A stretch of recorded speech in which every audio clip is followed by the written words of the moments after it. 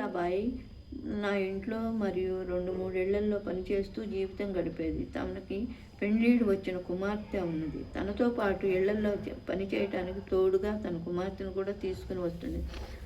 తన భర్త మద్యపానం చేసేవాడు. ఎలక్ట్రిక్ వైరింగ్ పని చేశాడు. కానీ పనికి చేయటానికి వెళ్ళేవాడు కాదు. చాలా గొడవ మనిషి. ఏ రోజైనా కొంత సంపాదించిన దానిని తాగుడికే ఖర్చు చేసేవాడు.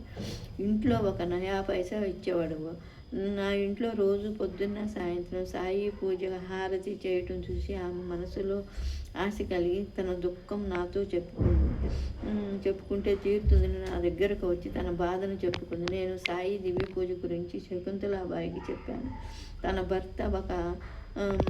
భర్తను ఒక ఆదివారం నాడు మా ఇంట్లో సాయి దర్బారు దగ్గరకు నమస్కరించి సాయిని విభూతి తీసుకొని వెళ్ళమన్నాను. ఆమె అదే విధంగా చేసింది. ఆదివారం నాడు తన భర్తతో కలిసి వచ్చి దివ్య పూజ చేయటం కొరకు సంకల్పించి బాబా గారికి నమస్కరించి విభూతి పెట్టుకొని వెళ్ళింది. కొద్ది రోజుల్లోనే ఆమె భర్త మద్యపానం చేయటం మానేశాడు. తన పని మొదలు పెట్టిన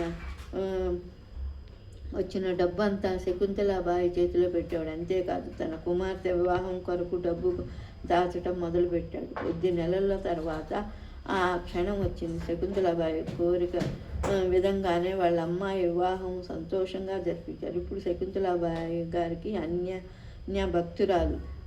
ఇదే సాయి దివ్య పూజ యొక్క చమత్కారం. ఇది 2వ అధ్యాయం.